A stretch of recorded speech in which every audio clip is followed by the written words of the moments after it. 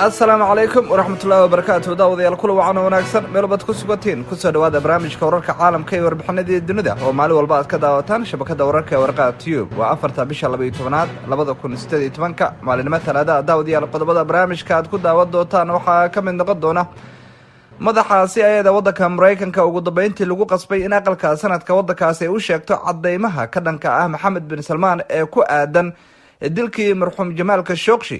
dowladda Turkiga oo aanan wali ka harin boqortooyada Sacuudiga madaxweyne Erdogan wali jawaab uu ka sugayaa boqor Salmaanka wadankaas.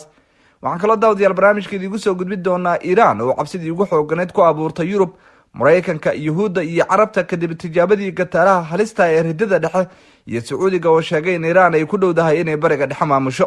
madaxweynaha wadanka Turkiga Recep Tayyip Erdogan oo caalamka ku fidinaya diinta Islaamka waxa uu dhigiisa dalka Venezuela kula heshiiyay inuu masaajid weyn ka dhiso caasimadda wadankaas. qodobada kale aan barnaamijkeedii ugu soo gudbin doono waxaa ka mid ah maxaa ka jira in militariga Ruushka ay ku sii jeedaan gudaha Ukraine si ay u qabsadaan dekedaha ugu caansan bariga wadankaas. madaxweynaha wadanka Mareykanka Donald Trump waxa uu dambeeyay lagu qasbay inuu dalbado kulan uu la qaato madaxda Ruushka iyo Shiinaha. arrintaana waxa ay farxad u tahay wadamada Yurub. qodobadaas iyo warbixino kale oo uu ka mid yahay madaxweynaha wadanka Nigeria oo lagu qasbay inuu saxaafadda hor yimaado si uu u cadeeyo inuu nool yahay oo uu dabaaldegi doono dhalashadiisa 76aad ayaan daawadayaal barnaamijkan idinku soo gudbin doonaa iyo howlgalkii ka dhanka Xisbullah oo ay maanta Yahuuddu ka bilowday xuduudda Lebanon iyo sidoo kale Israel ay wadaagaan. mar kale iyo barnaamijka wararka caalamka iyo warbixinadii dunida qaybtii koobaad oo aan qodobadaas iyo kuwa kale ku soo qaadan doono. wahagaag daawadayaal adduunka ayaa waxa uu ku jira marxalad xoogan tan iyo markii boqortooyada Sacuudiga ay ku dhiiratay in qonsuliyadooda magaalada Istanbul ee wadanka Turkiga ay ku qaarajiyeen marxuum Jamal Khashoggi. arrintan ayaa walaac ku abuurtay wadamada caalamka ee xiriirka la leh boqortooyada Sacuudiga. gaar ahaan waxaa isha lagu wada hayaa dhinaca dalkaasi Mareykanka iyo sidoo kale wadankaasi Turkiga. wadanka Mareykanka waa wadanka ugu dhow ee saaxiibka la ah ee boqortooyada Sacuudiga waxaana ka dhaxeeya heshiisyo waaweyn oo bilaayin dollar ku baxaya waana tan keentay in Mareykanka uu difaaco Mohammed bin Salman oo loo arko inuu yahay hogaamiye ku dhow aqalka cad ee Mareykanka iyo sidoo kale Yahuudda. hadda madaxa CIA ee wadanka Mareykanka haweeneyda la yiraahdo Gina Haspel ayaa kulan ay albaabadu xiran yihiin aqalka sanadka ugu sheegi doonta cadeymaha rasmiga ay ka hayaan qaarijintii Uriye marxuum Jamal Khashoggi sida maanta saxaafadda Mareykanka ay sheegayso. wargeyska Wall Street Journal ayaa qoray in madaxda CIA wadanka Mareykanka ay warbixinta sii doonaan aqalka sanadka maalinta Talaadada ah ee soo aadan. wakaalada wararka Reuters ayaa dhanka kale qoraysa in Haspel ay warbixintan sii doonto hogaamiyaasha xisbiyada Republicanka iyo Dimuqraadiga ee xirada dibadda iyo arrimaha ciidamada. CIA wadanka Mareykanka ayaa diiday in ay warkan beeniso ama ay cadeyso waxaase warbixinadan cusub ay dhibaato ku yihiin go'aankii madaxweyne Trump uu ku doonayay in madaxaasi ayada wadanka Mareykanka ugu hortago in aqalka sanadka ay hortagto maadaama uu qaatay go'aan uu ku taageerayo Mohammed bin Salman iyo boqortooyada Sacuudiga. CIA wadanka Mareykanka ayaa dilkii marxuum Jamal Khashoggi si hordhaca dhabarka ugu saareysay Amiir Mohammed bin Salman inuu ka dambeeyay, laakiin Sacuudiga oo isdifaacaya ayaa hay'adda sirdoonka Mareykanka ku tilmaamay kuwa aanan waxba aqoon oo aan runta sheegaynin. toddobaadkii hore ayay ahayd in madaxa CIA wadanka Mareykanka ay hortagto aqalka sanadka wadanka Mareykanka markaas oo ay kasoo hormuuqdeen aqalkaasi xoghayaasha arrimaha dibadda iyo difaaca Mareykanka ee Mark Pompeo iyo James Mattis kuwaas oo difaacay Mohammed bin Salman isla mar ahaantana ku sheegay in uusan kiiskan waxba ka ogeyn. dhinaca kalena sidaad ku daawateen barnaamijkeena shalay shirkad Yahuudda laga leeyahay ayaa la ogaaday inay kaalin weyn ka qaadatay in Sacuudiga uu soo xirigeliyo marxuum Jamal Khashoggi iyaga oo hagareeyay ama qabsaday mobilkii marxuumka la dilay. shirkadda Yahuudda laga leeyahay ee dhanka software-ka ayaa diiday eedeynta ah in nuuc ka mid ah soo saarkooda basaaska loo adeegsaday in lagu soo xirigeliyo marxuum Jamal Khashoggi. Sacuudiga ayaa la sheegay inay jabsadeen mobilka marxuum Khashoggi waxaana ay arrintaasi u adeegsadeen shirkadda dhanka basaaska ka shaqeysa ee NSO Group la yiraahdo, laakiin shirkadan ayaa arrintaa beenisay waxaana ay tilmaantay in wax cadeymo aan loo haynin warkaas. tv-ga CNN-ka oo soo xiganaya Cumar Cabdilcasiis oo isku dhawaayeen marxuumka la dilay ayaa faafiyey in Sacuudiga uu dadaal ku bixiyay in uu la socdo macluumaadka telefoonka marxuum Khashoggi gaar ahaan fariimaha loo dirayo iyo kuwa isaga soo gaaraya. nooca basaaska ee shirkadan soo saarto ayaa awood u leh in lala dego dhammaan macluumaadka telefoonka ku jira oo ay ka mid yihiin fariimaha iyo codadka lagu hadlay oo la duubayo. bishii May ee lasoo dhaafay Cabdilcasiiskan ee la hadlay CNN-ka ayaa sheegay in uu la kulmay labo ka mid ah mas'uuliyiin ka socotay boqortooyada Sacuudiga. kulankaas oo ka dhacay magaalada Montreal ee waddanka Canada ayuu sheegay in uu duubay waxaabihii dhexmaray isaga iyo saraakiisha Sacuudiga, waxaana uu warbixinada la wadaagay TV-ga CNN-ka. waxa uu sheegay in saraakiisha Sacuudiga ay u wadeen fariimo ka socday Maxamed bin Salmaan, waxaana uu u soo bandhigayay shaqo wanaagsan. Cabdilcasiis ayaa la tashtay marxuum Khashoggi kadib markii ay saraakiishu weydiisteen inuu tago safaaradooda si uu waraaqadaha heshiiska u saxiixo, laakiin marxuum Khashoggi ayaa u sheegay inuusan halkaasi aadin oo uu kula kulmo oo kaliya meelaha publiga ah. si kastaba dowladda waddankaasi Turkiga ayaa weli jawaab ka doonaysa boqortooyada Sacuudiga, gaar ahaan waxa ay Turkigu ay ka harilayihiin shakhsiyaadka ilaa hadda la sheegay in loo xiray dilkii marxuum Jamaal Khashoggi. madaxweynaha waddanka Turkiga Recep Tayyip Erdogan ayaa marar badan ku celceliyay in Turkiga uu doonayo in cadaalad la marsiiyo kuwii ka dambeeyay dilka marxuum Jamaal Khashoggi, waxaana uu sheegay in uu Sacuudiga ka doonayo in kuwa loo soo gacan geliyo si cadaalad loo marsiiyo. sidoo kale inkastoo madaxweynaha Turkiga uu horey u sheegay in marnaba arintan aysan saameyn ku yeelan doonin xiriirka Sacuudiga iyo waddanka Turkiga maadaama laba wadan oo muslim ay yihiin, ayaa haddana waxa uu sheegay in laga doonayo boqortooyada Sacuudiga in ay kasoo jawaabaan su'aalaha oo ay ka mid yihiin inay keenaan meydkii marxuum Jamaal Khashoggi, soona gacan geliyaan raggan loo qabtay falkan dilka ah, iyo sidoo kale in Sacuudiga uu cadeeyo shakhsiyaadkii ka dambeeyay dilka marxuum Jamaal Khashoggi. arrintan ayaana ku adag in Sacuudigu ay sameeyaan, gaar ahaan inay sheegaan shakhsigii soo abaabulay falkan dilka ah, inkastoo la taliyihii Maxamed bin Salmaan Cumar Qaxtaani oo xilka laga qaaday ay fartu ku godan tahay. sidoo kale Sacuudigu aad ayay ugu adkaanaysaa in arrintan oo dhan adduunka lala wadaago, maadaama ay ceeb iyo fadeexad ku keeni karto wiilka doonaya in uu awoodda boqortooyada Sacuudiga la wareego Maxamed bin Salmaan.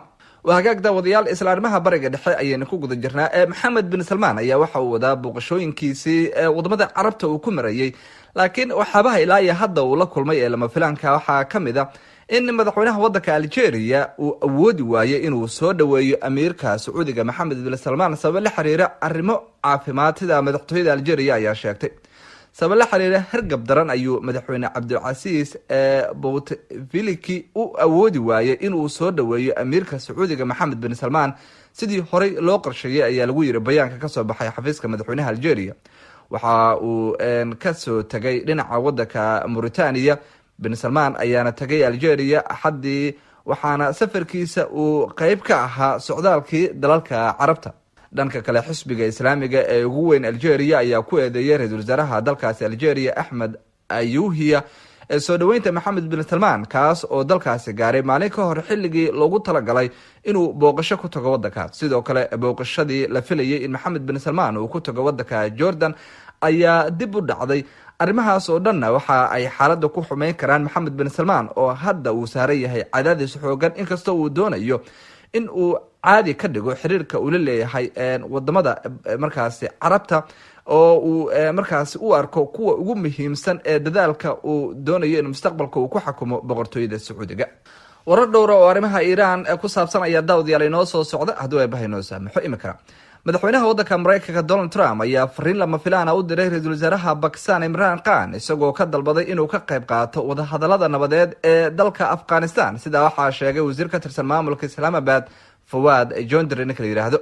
madaxweyne Trump warqad ayuu soo qoray waxaana uu wada shaqeyn weydiistay Pakistan si Taliban loola hadlo, ayuu yiri wasiirku. Trump ayaa u sheegay Mr. Khan in xiriirka Pakistan uu muhiim weyn u yahay Washington uuna ka doonayo in ay xal ka wada raadiyaan xiisadda Afghanistan. safaaradda Mareykanka Islamabad ayaanan wax wara ka soo saarin codsiga madaxweyne Trump ee gaartay ra'iisul wasaare Imran Khan. Donald Trump ayaa doonaya inuu soo gabagabeeyo dagaalka 17 sano jirsaday ee u dhexeeya dowladda Afghanistan iyo kooxda Taliban, kuwaas oo sidoo kale doonaya in maamul islaami ay ka hirgeliyaan waddankaasi. Waa xagaag daawadayaal. madaxweynaha waddanka Turkiga Recep Tayyip Erdogan ayaa waxa uu kula yeeshay waddanka Venezuela dhigiisa waddankaasi Nicolas Maduro, iyagoo ka wada hadlay xiriirka labada waddan. kulankan oo ka dhacay caasimadda waddankaasi Venezuela magaalada Caracas ayaa madaxweynaha waddanka Turkiga Erdogan waxa uu sheegay in ay hadda meel wanaagsan uu marayo xiriirka u dhaxeeya labada waddan. Turkiga iyo sidoo kale waddanka Venezuela ayaa waxa u dhaxeeya xiriir ganacsi oo dhan ilaa iyo $1 bilyan oo dollarka Mareykanka sanadka 2018. waxaana madaxweynaha waddanka Turkiga uu ku tilmaamay arrintan mid markaasi si weyn u kobcinaysa ama kor ugu qaadaysa xiriirka labada waddan, gaar ahaan dhinaca difaaca iyo sidoo kale dhinaca tamarta.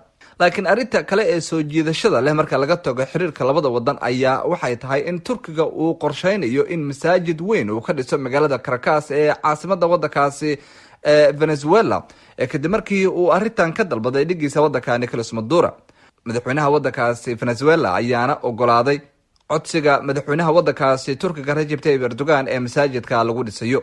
Turkiga ayaa waxa uu dadaal ku bixinayaa in diinta Islaamka uu ku fidiyo wadamada caalamka, isagoo oo masaajida waaweyn hore ugu dhisay wadamo markaasi maamulo Kristana ay haystaan si dadka muslimiinta ee ku sugan ay u kobcaan oo ay markaa u helaan goobo ay ku cibaadaystaan. waa hagaag daawadayaal, shabakada wararka ee Warqaad Tube ayaad naga daawanaysaan. barnaamijka wararka caalamka iyo warbixinada dunida. haddii aynu kusii socono daawadayaal, Iran ayaa waxa ay dhowaantan soo saartay ama ay tijaabisay gantaalaha ridada dhexe. arrintan waxa ay culays iyo cabsi xoogan ku abuurtay wadamada Carabta iyo sidoo kale kuwa reer galbeedka oo ay ugu horeeyaan Mareykanka iyo sidoo kale midowga Yurub. arrintan waxa ay keentay in midowga Yurub wadamada ugu awooda badan sida waddankaasi Britain iyo sidoo kale waddanka Faransiiska ay ka dalbadaan qaramada midoobe in kulan ay albaabada u xiran yihiin ay ka yeeshaan nidaamkan gantaalaha balastikada markaasi ay tijaabisay dowladda waddankaasi Iran, maadaama ay cabsi xoogan ku tahay wadamadooda sida ay hadalku dhigeen. golaha ammaanka qaramada midoobe ayaana kulankan albaabada u xiran yihiin yeela doona maanta kadib codsiyada ugu yimid Britain iyo sidoo kale waddankaasi Faransiiska, waxaana ay ku doonayaan in ay go-aan uga soo saaraan nidaamyadan ama gantaalahan cusub ee ridada dhexe ay dowladda waddanka Iran ay tijaabisay. dowladda waddanka Mareykanka ayaa waxa ay sabtidii sheegtay in tijaabadan cusub ee ay samaysay dowladda waddankaasi Iran ay dhibaato ku tahay go-aankii qaramada midoobe amaba heshiiskii qaramada midoobe ee 2015 ka dhanka ahaa in markaas Iran ay sii wado bacriminta barnaamijka nuclearka iyo gantaalaha kale ee halista ah, inkastoo xukuumadda Washington ay xilli hore ka baxday. hogaamiyaasha waddankaasi Iran ayaa dhinacooda waxay sheegeen in gantaalahan cusub ee ay tijaabiyeen uu yahay mid ay dhinaca ammaanka u adeegsanayaan oo aysan ahayn xadgudub ay dhinacooda sameeyeen. arrintan wadamada ay cabsida xoogan ku tahay waxaa kamid ah Yuhuudda. ra-iisul wasaaraha Yuhuudda Benjamin Netanyahu ayaana arrintan darteed kulan degdega la qaatay xogayaha arrimaha dibadda ee waddanka Mareykanka Mark Pompeo la yiraahdo. kulankan oo isniintii shalay ka dhacay magaalada Brussels ayaana looga hadlay arrinta waddanka Iran. Pompeo ayaa sida Netanyahu weerar xoogan ku qaaday barnaamijka nuclearka Iran, isagoo dhinaca kale cambaariyay tijaabadii gantaalaha Iran ee sabtidii lasoo dhaafay, taasoo adduunka galgashay. labada hogaamiye ayaa gabagabadii shirkooda ku sheegay inay isla garteen in hal meel ay ugu soo wada horjeestaan dadaalada ka dhanka saameynta Iran ee bariga dhexe, gaar ahaan Syria, Ciraaq, Lebanon iyo sidoo kale waddanka Yemen. Yuhuudda ayaa walwalkii ugu xooganaa ka qabtay Iran maadaama ay xukuumadda Tehran ay haysato awood ciidan oo burburi karta maamulka Yuhuudda. dhinaca kale wadamada walaaca xoogan qaba waxaa kamid ah boqortooyada Sacuudi Carabiya. safiirka boqortooyada Sacuudi Carabiya ee waddanka Mareykanka Amir Khalid bin Salman bin Abdulaziz ayaa waxa uu ku eedeeyay maamulka Islaamiga ee Iran in ay isku dayayaan in ay gabi ahaanba ay saameyn xoogan ku yeeshaan oo ay qabsadaan wadamada Carabta, ayaga oo markaa u maraya in ay aasaasaan kooxo lamid ah Xisbullah, kooxda Xisbullah ee ka dhisan waddanka Lebanon oo kale. waxa uu kusoo qoray boggiisa twitterka in sacuudi carabiya aysan marnaba ogolaan doonin in mandiqada carabta laga aasaaso koox kale oo sida xisbullah oo kale ah. warbixinta uu kusoo qoray boggiisa twitterka ayuu amiirkan ama safiirka sacuudiga wadanka maraykanka uu ku yiri rajiimka amaba maamulka iiraan waxa uu xisbullah ka helay libnaan oo ah urur argagixiso, kuwaas oo maamulka tehraan ka caawiya in ay dilaan daraasiin maraykan ah, isla mar ahaantan ay xasuuq u geystaan shacabka wadankaasi syria iyo arriman kale ayuu yiri safiirkan. isagoo hadalkiisa sii wata ayuu tilmaamay in dowladda wadanka iiraan ay isku dayeyso in urur sida xisbullah oo kale ay ka aasaasto wadanka yemen, halkaas ay ku bixinayso dhaqaalo iyo sidoo kale agab military si ay u taageerto kooxda xuutiga ee wadankaasi ka dagaalanta. waxaana uu tilmaamay in marnaba boqortooyada sacuudi carabiya iyo wadamada kale ay saaxiibada yihiin aysan ogolaan doonin in saameyn noocaas oo kale ay iiraan kusii yeelato wadankaasi yemen, oo markaasi ah wadan istaraatiijig u ah wadamada carabta, maadaama hadda ay wadamada ay hogaamiyaan boqortooyada sacuudi carabiya iyo wadanka imaaraadka carabta ay ka dagaalamayaan. si kastaba wadamada carabta ayaa si ay ula dagaalamaan oo iga soo horjeestaan wadankaasi iiraan waxa ay saaxiibo dhow ka dhigteen yahuudda, iyada oo qorshaha ugu dhow ee hadda maraykanka iyo wadamadan carabta ay ka wada shaqeynayaan ay tahay in xiriirka yahuudda iyo carabta ka dhexeeyo mid caadiya laga dhigo. ugu dambeyntiina daawadayaal, maxamedu buhari madaxweynaha wadanka nigeria ayaa saxaafadda hor yimid si uu cadeeyo inuu nool yahay xilli ay soo baxeen in muddo bilo ka hora uu dhintay oo qof isaga u eg uu dalka xukumayo. isagoo ka hadlayay dalka Poland oo shir ugu qaybgalayo ayuu yiri Mr Buhari, waa aniga oo saxdii ah, waana idiin xaqiijinayaa dhawaan ayaana u dabaaldegayaa sanad guuradeedii 76aad, welina waxaan ahay qof xoogan.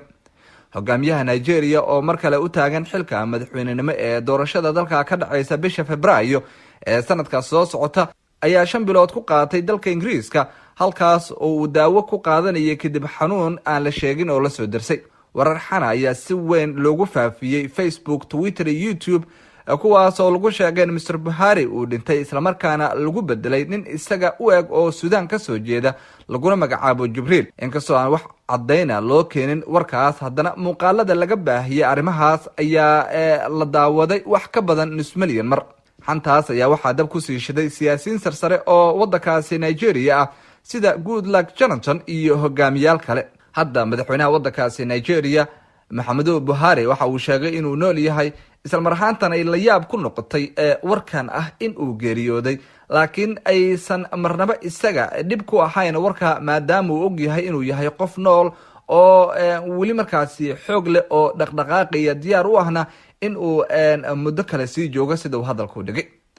waa hagaag daawadayaal, qaybtii koowaad ee barnaamijka wararka caalamka iyo warbixinadii dunida ayaan intaas kusoo gabagabay doonaa hadduu eebahay noo saamaxo. inta ka horeysa waa anigoo Cabdullaahi Axmed Nuur oo idiinka tagaya sida ay nabadgelyo. Asalaamu calaykum waraxmatullaahi wabarakaatu.